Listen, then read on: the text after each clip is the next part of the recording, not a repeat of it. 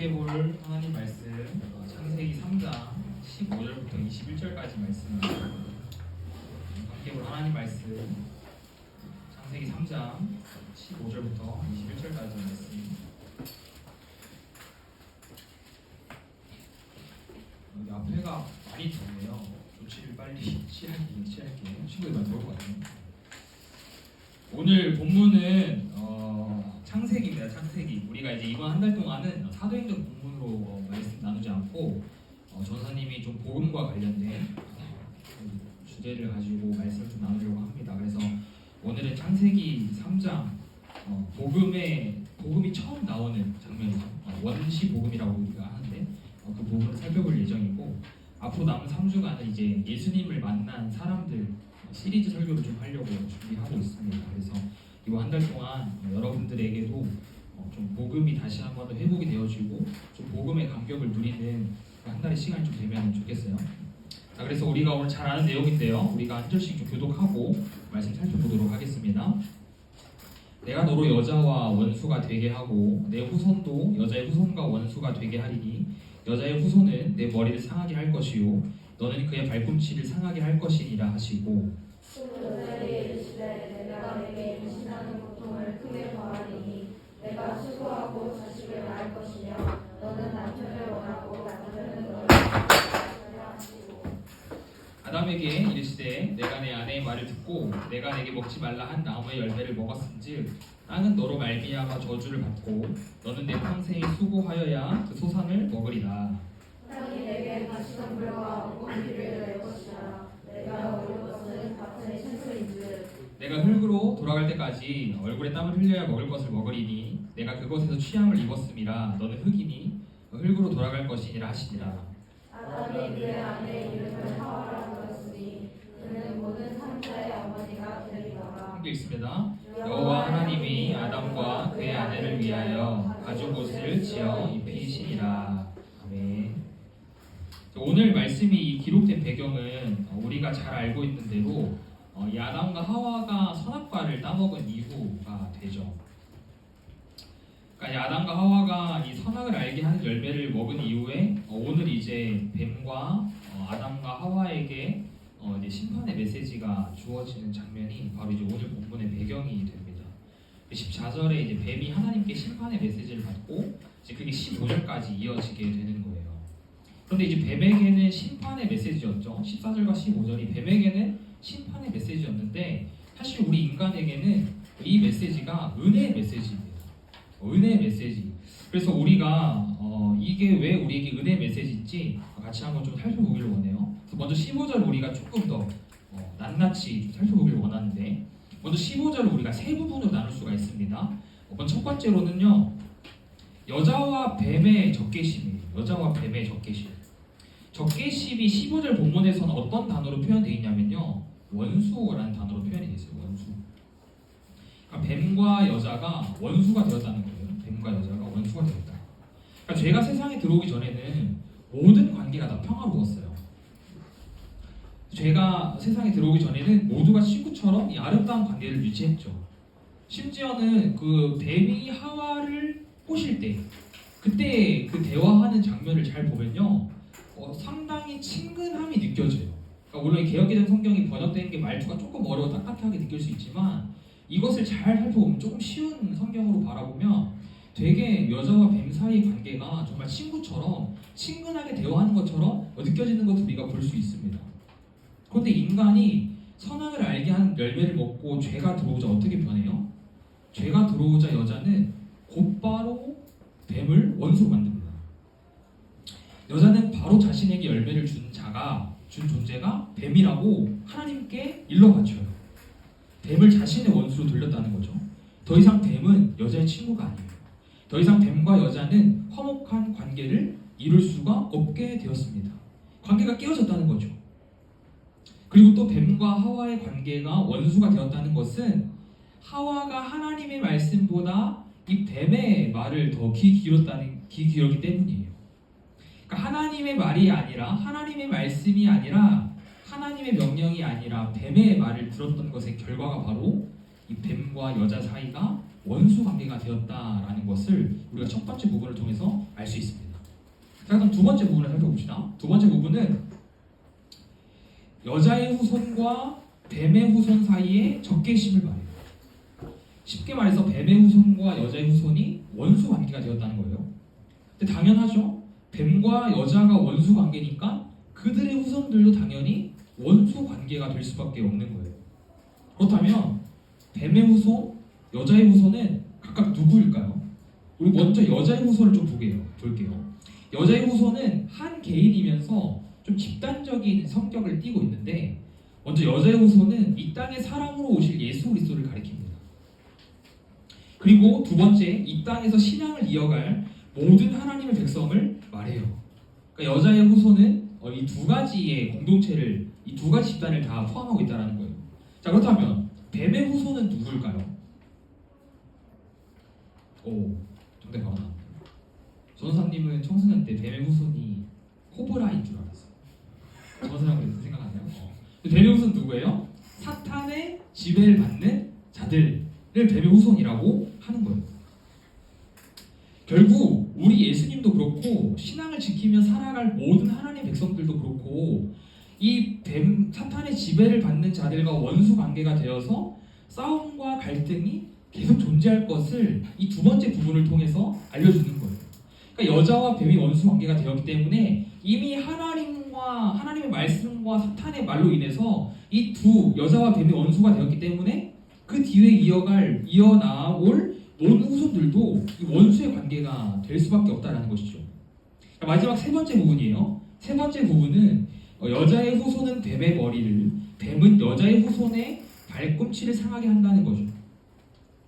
이 여자의 후손은 뱀의 머리를 상하게 하고 뱀은 여자 후손의 발꿈치를 상하게 한다. 여기에 상하게 하다라는 단어에는 짓밟다라는 의미가 있어요. 짓밟다. 그러니까 여자의 후손은 뱀의 머리를 짓밟고 뱀은 여자의 후손의 뒤꿈치를 짓밟는다는 거예요. 그렇다면은 누가 이긴 거예요? 그렇죠? 여자의 후손이 이긴 거죠. 머리를 짓밟은 거랑 뒤꿈치를 짓밟은 거랑 누가 이겨요? 그렇죠. 여자 후손이 이기죠. 그렇다면은 뱀이 이 여자의 후손의 발꿈치를 상하게 한다라는 것의 의미가 무엇일까요? 그것은 바로 이 여자의 후손이 뱀에 의해 치명적인 상처를 입어 죽음의 시련을 겪을 것을 말합니다. 그러니까 우리가 앞에서 여자의 후손이 두 가지 의미가 있다 그랬어요. 그렇죠? 여기에서는 여자의 후손 우리가 예수님으로 좀 보고 살펴보도록 하겠습니다. 그러니까 뱀이 여자의 후손의 발꿈치를 상한다는 것은 그리스도의 죽음을 뜻하는 거예요. 그리스도의 죽음. 그리스도께서 죽으실 것을 예표하는 겁니다. 그렇다면 여자의 후손이 뱀의 머리를 짓밟는 것은 무엇일까요? 그 죽음을 이기실 승리를 뜻해요. 승리. 그러니까 뱀이 그 발꿈치를 상하게 함으로 죽음이라는 시련을 겪으시겠지만 반드시 그 죽음을 이기실 거예요. 그리고 이 승리를 통해 인간을 구원하게 될 것을 말하고 있는 것이죠. 그런데 이 승리는 여자의 승리가 아니죠. 그렇죠? 여자의 승리가 아니라 이 승리는 여자의 후손이 예수 그리스도의 승리임을 세 번째 부분을 통해서 우리가 알 수 있습니다. 그래서 우리는 이 창세기 3장 15절 말씀에서 예수님, 주님, 그리스도라는 단어가 단 한 번도 등장하지 않았지만 우리는 이 구절을 가리켜서 원복음, 복음의 시작이라고 말합니다. 성경에서 가장 처음 복음이 언급된 곳이 바로 이 창세기 3장 15절이에요. 죄로 인해 영원히 죽어 마땅한 인간을 위해 그리스도가 죽으실 것을 예표하고, 그리고 그 죽으신 그리스도께서 죽음으로 끝나지 않으시고 그 죽음을 이기시고 인간을 구원할 승리를 허락하실 것이다라는 그 내용이 담겨 있는 게 바로 이 창세기 3장 15절이라는 거예요. 그래서 우리를 향한 복음은요, 여러분, 이미 창세기에서부터 시작되고 있었다라는 거예요. 그런데 15절이 원복음인데 우리에게 은혜의 메시지가 되는데 16절에서 19절을 보면 한 가지 의문점이 생겨요.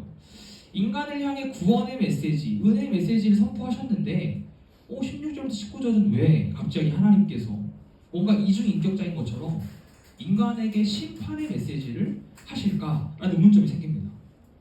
먼저 16절은 하와에게 해당하는 심판의 메시지고 17절부터 19절은 아담에게 해당되는 심판의 메시지예요. 그런데 이 심판의 메시지를 잘 살펴보면요, 14절에서 뱀이 받았던 심판의 메시지와 한 가지 차이점을 발견할 수 있습니다. 14절을 봐보세요. 여러분 우리 오늘 본문 읽고 바로 앞에 14절을 보면 뱀이 뭐를 받을 것이라고 기록하고 있어요?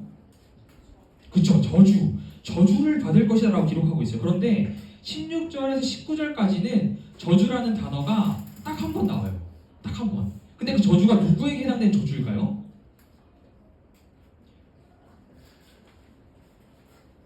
아담이 아니라 아담으로 인해, 그렇지, 땅이 저주를 받을 것이다. 그러니까 16절부터 19절까지는 인간이 저주를 받을 것이라는 내용이 없어요.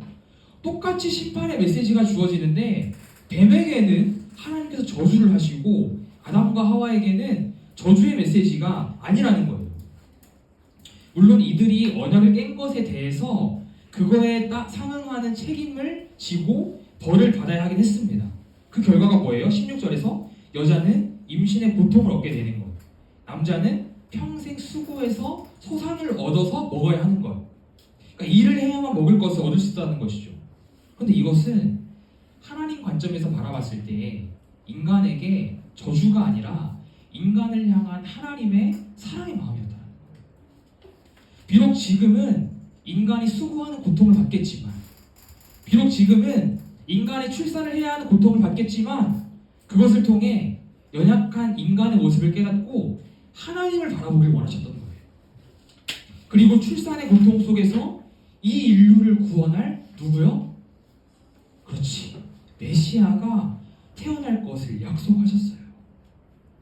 따라서 16절부터 19절의 말씀은요, 우리가 얼핏 보기에는 하나님께서 우리에게 벌 주시는 거네, 하나님께서 우리 고통스럽게 하시는 거네 라고 생각하는 심판의 메시지로 받아들일 수 있겠지만, 동시에 하나님께서 우리를 얼마나 사랑하시는지 알 수 있는 대목이 된다라는 거예요.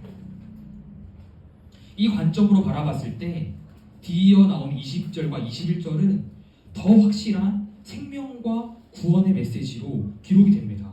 우리 먼저 20절을 봐볼까요? 20절에서 아담이 아내의 이름을 지어줍니다. 뭐라고 지어줘요? 하와, 그렇죠? 하와의 뜻이 20절 하반절에 나와 있어요. 뭐라고 돼 있어요?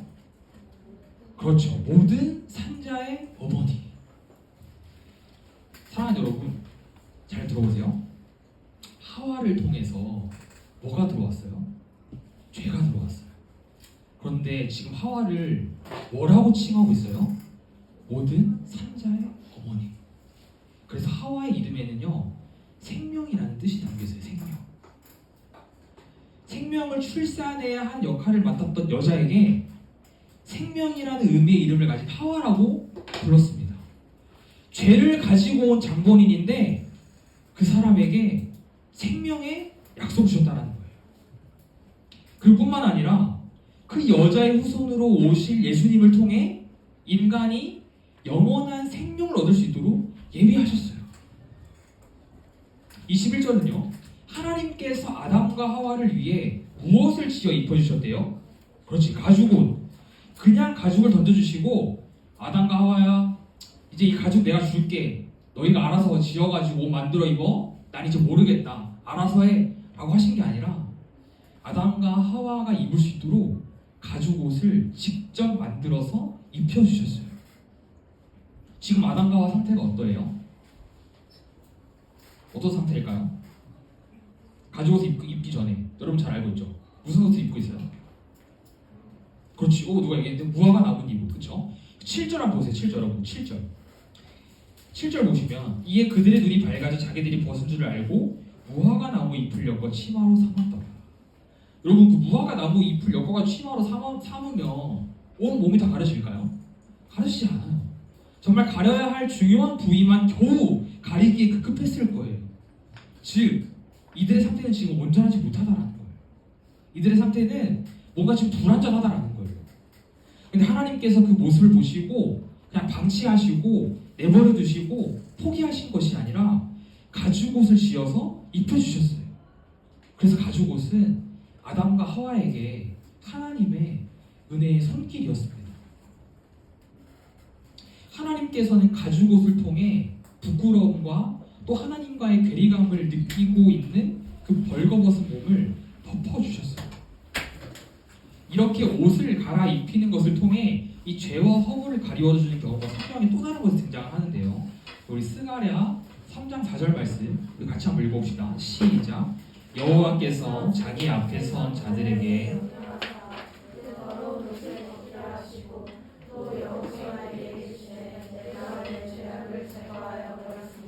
내게 아름다운 옷을 입히리라 하시기로. 하나님께서 자신 앞에 선 자들에게 명령하십니다. 더러운 옷을 벗으라고 명령하시죠. 그리고 여호수아에게 이 옷을 벗는 것에 대한 의미를 말씀하세요. 어떤 의미예요? 내가 너의 죄악을 제거하여 버렸으니 너에게 아름다운 옷을 입혀주겠다. 하나님께서는 여호수아의 옷을 갈아입히심으로 죄와 허물을 제거해 주셨어요. 무화과 나뭇잎 대신에 가지고 더러운 옷 대신에 아름다운 옷. 우리는 이것을 통해서요 하나님의 사랑을 느낄 수 있습니다. 그리고 이것은 곧 우리의 모든 죄를 짊어지고 십자가에 죽으신 예수 그리스도를 떠올리게 해요. 우리는 죄와 허물을 가릴 수 없는 존재였죠. 우리는요 이 죄와 허물을 벗어 던질 수 없는 존재들이었어요. 그런데 하나님께서 아들 그리스도를 이 땅에 보내시고 그 아들 그리스도를 우리를 대신해 죽이심으로 우리는 모든 죄와 허물을 벗어 던질 수 있게 되는 거예요. 예수 그리스도가 우리를 대신해 죽으심으로 우린 나뭇잎 옷 대신에 가죽 옷을, 더러운 옷 대신에 아름다운 옷을 입을 수 있게 되었다는 거예요. 이 사실을 믿는 여러분들이 되기를 주님의 이름으로 축복합니다. 사실 우리가 이제 이번 한 달 복음 축제를 맞이해서 복음에 대한 메시지를 여러분들과 계속 나누려고 합니다. 사실 전사님이 올해 초부터 계속 복음에 대한 메시지는 함께 나눠왔었어요. 계속 복음에 대해서 메시지를 나누면서 우리의 적응과 결단이 우리를 위해 죽으신 예수 그리스도를 묵상하고 그분이 우리에게 허락하신 그 은혜와 사랑의 마음을 우리가 느끼자라는 적응과 결단을 전사님이 많이 반복하고 있었습니다. 바라기는요, 여러분들이 앞으로 한 달 동안 함께할 예배 자리 가운데 그 복음의 감격이 다시 한 번 더 회복되었으면 좋겠어요.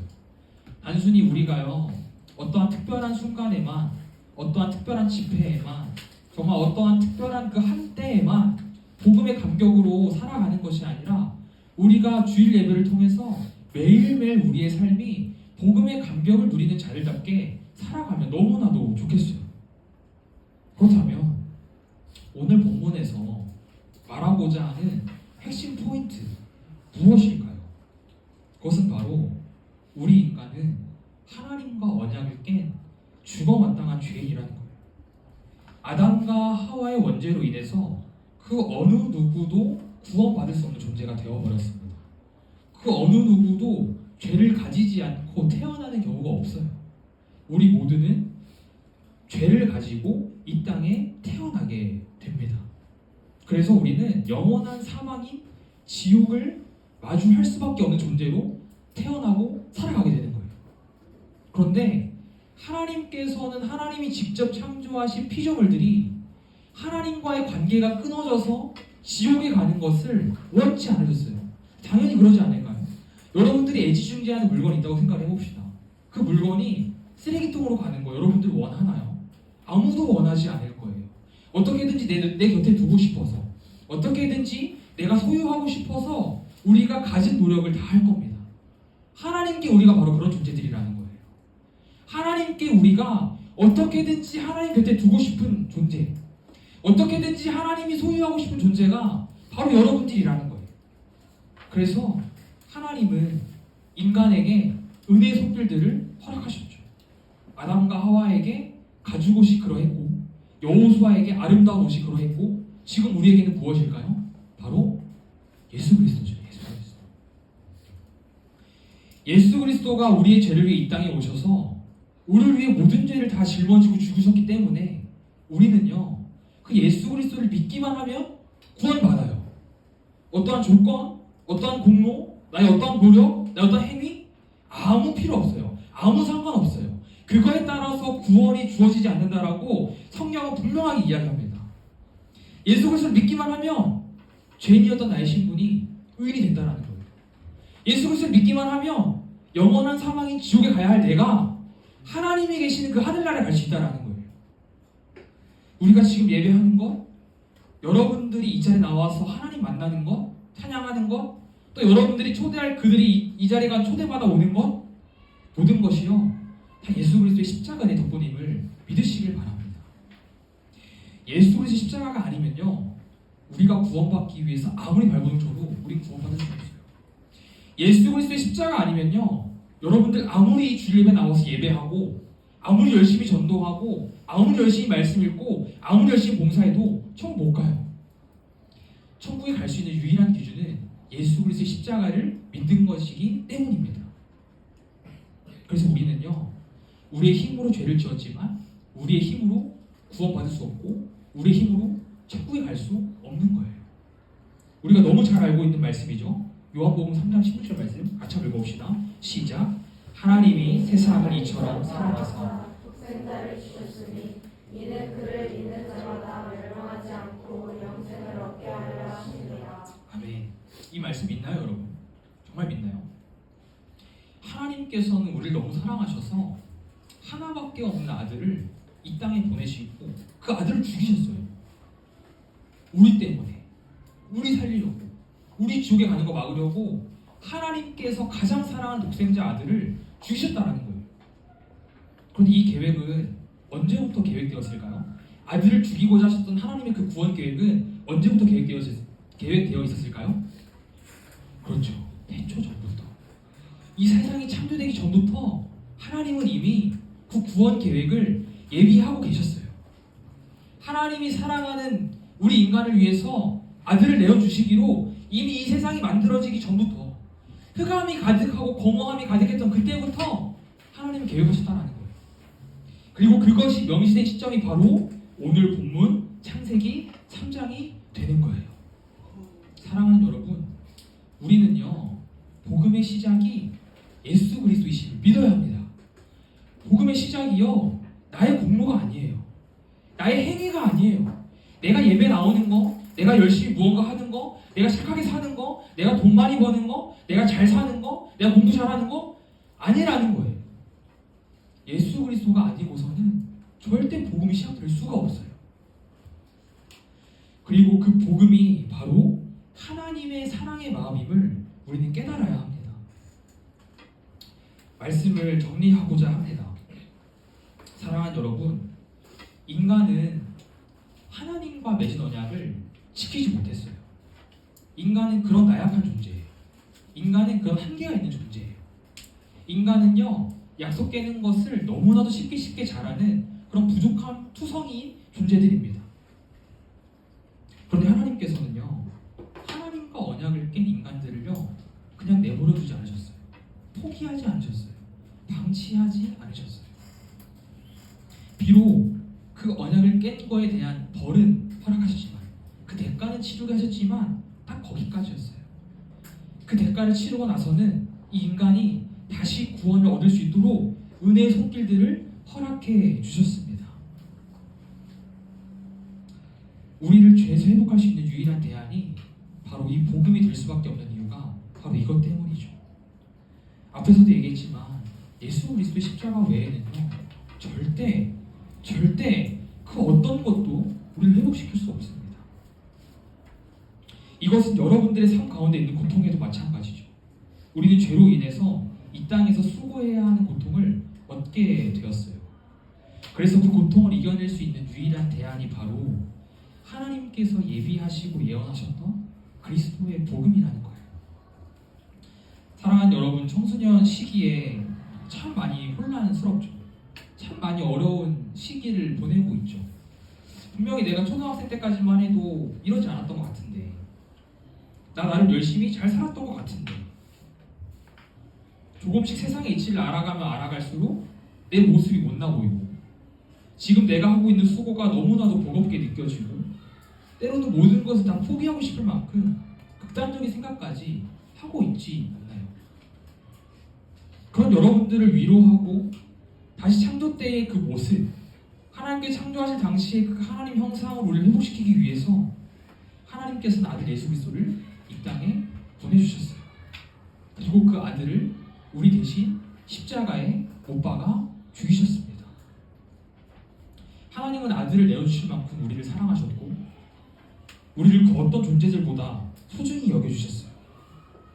하나님의 형상이라는 단어가 없었던 그 뱀에게는 저주의 메시지를 하셨지만 하나님의 형상으로 창조하셨다고 기록된 우리에게는 저주라는 단어를 일체 사용하지 않으시고 오히려 그 고통의 메시지, 심판의 메시지가 은혜의 메시지가 되도록 하나님께서는 그렇게 우리를 구원해 주셨습니다. 이 자리에 함께하는 모든 여러분들이 이 복음을 마음에 새기기를 간절히 축복합니다. 물론 예수를 믿으면 너희들 문제 다 해결될 거야.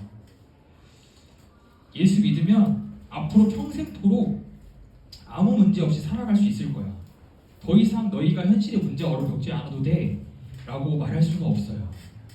하지만 전사님이 한 가지 반드시 확신할 수 있는 것은요, 이 복음이요 여러분들이 걸어갈 믿음의 길을 평생토록 지켜줄 거예요.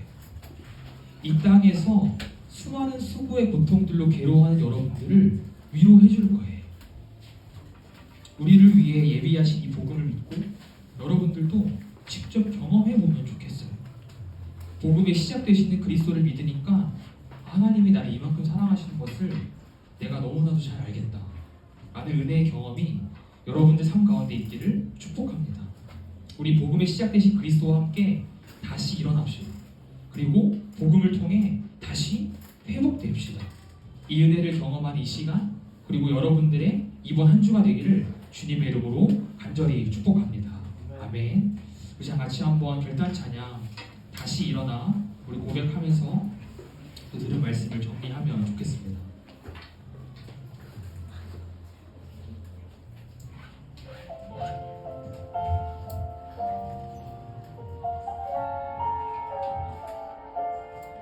우리에게 회복의 은혜를 달라고, 위로의 은혜를 달라고 다시 우리 간절한 마음을 가지고 함께 고백합시다. 주님, 내 마음에 복음이 흥했던 곳에서 다시 아버지를 만나고, 주님 내 마음에 연약한 눈물의 끝에서 또 나를 반겨주시네. 작다 생각했던 그의 부르심 다시 나를 회복해 하시네. 다시 일어나 주를 예배함이 내 모든 기쁨이 되리. 그의 기쁨 되어 삶의 모든 순간을 주께 다 내어 드리리.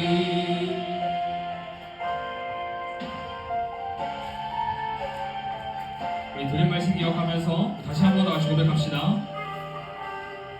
나는 내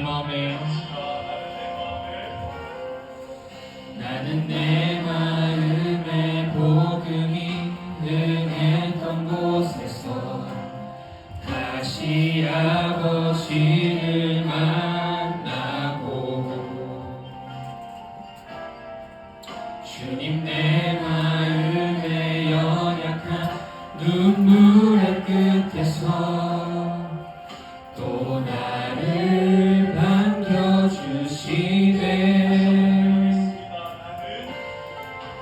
나는 내 마음에 복음이 흥했던 곳에서 다시 아버지를 만나고,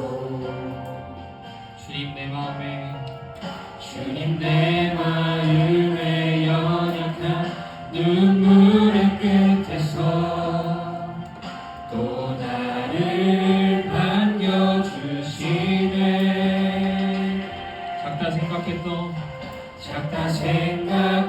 생각했던 그의 부르심 다시 나를 회복해 하시네. 다시 일어나 주를 예배하니 내 모든 기쁨이 되리. 그의 기쁨 되어 삶의 모든 순간을 주께 다 내어드리리. 다시 일어나 주를 예배하니 내 모든 기쁨이 되리. 그의 기쁨 되어 삶의 모든 순간을 주께 다 내어드리리. 사랑하는 여러분, 우리 이제 같이 한번 기도합시다. 같이 한번 기도할 때 여러분들의 삶 가운데 힘든 부분들, 어려운 부분들, 문제들, 여전히 회복되지 않고 있는 그런 많은 상황들, 사실 그거 당연한 거예요, 여러분. 아담과 하와가 죄를 지어서 심판의 메시지를 받았기 때문에 그 메시지는요, 우리에게까지 계속 이어지고 있어요. 그래서 우리 이 땅에 살아갈 때 수고해야 하는 고통이 뒤따를 수밖에 없습니다. 근데 하나님께서 우리에게 고통만 주신 게 아니라요, 그 고통 가운데 위로와 회복의 대안으로 예수 그리스도를 우리에게 주셨어요. 그래서 우리가 힘들 때요, 예수 그리스도 의지하고 예수를 찾고 내가 다시 복음을 붙잡기로 발버둥 치면요, 하나님께서 복음을 통해서 예수를 통해서 우리를 위로해 주시는 거예요. 이 은혜의 감격이, 이 회복의 감격이 여러분들에게 있기를 간절히 소망합니다. 자, 다시 한번 기도할 때, 하나님, 저에게 이러한 문제가 있습니다. 여전히 회복되지 않고 여전히 해결되지 않고 하나님 아버지, 내가 도저히 해결할 수 없는 나의 문제와 아픔들, 어려움들, 하나님 이 시간 제가 다시 한번 더 복을 붙잡겠습니다. 나에게 대안을 허락하신, 나에게 회복의 대안을 허락하신 내가 예수 그리스도를 다시 한번 붙잡겠습니다. 내가 이 복음의 은혜를 경험하고 복음의 감격을 다시 한번 회복할 수 있는 그런 이유가 하나 될 수 있게 해달라고, 자, 같이 한번 주님의 이름 간절하게 부르고 우리 기도합시다. 주여, 하나님 이 시간 하나님 아버지, 우리에게 하나님 아버지 복음의 은혜가 필요합니다.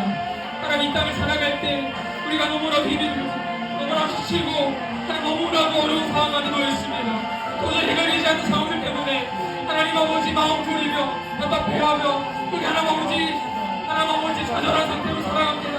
하나님 아버지, 그런데 하나님께서 우리에게 고통의 메시지 허락하신 것이 아니라 고통의 메시지 가운데 그 고통의 메시지를 하나님 아버지 대안으로 하나님 아버지 예수 그리스도를 보고하게 해주셔서 고통의 메시지가 은혜의 메시지가 될 수 있도록 하나님 우리에게 허락하셨는데 우리 아이들이 하나님 아버지 그 복음의 은혜를 경험하길 원합니다.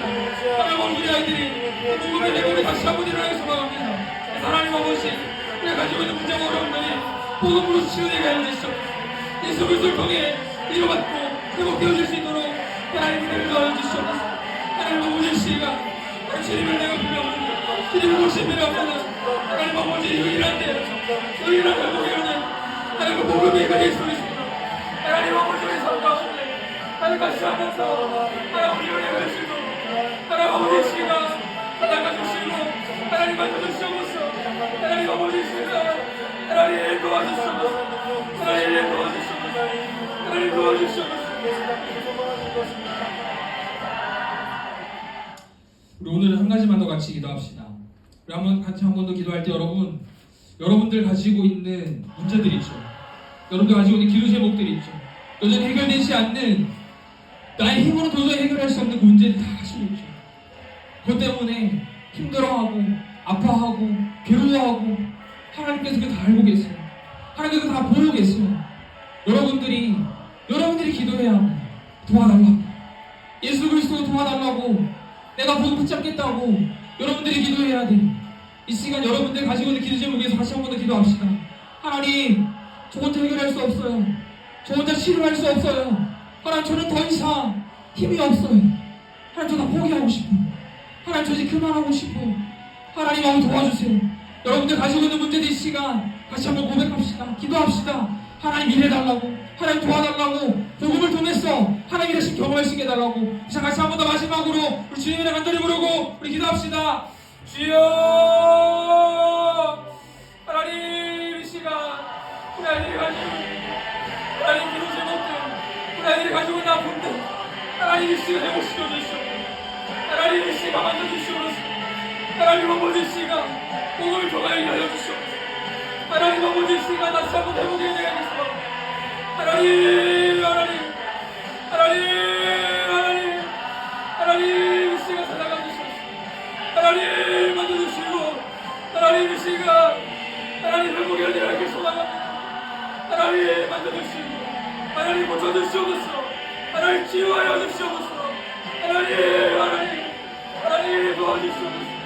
하나님 도와달라고 간절히 부르짖을 때, 예수 그리스도를 간절히 찾을 때, 하나님 시간 찾아가 주시옵소서. 하나님 아버지 이 주님께서 일하시고 여기 회복시키시니 은혜가 하나님 시간을 쓰도록 와주시옵소서. 그 소리가 날 동안 하나님의 하심을 경험하는 우리 모두에게 원합니다. 하나님 아버지 이 시간 하나님 와주시옵소서. 하나님 와주시옵소서.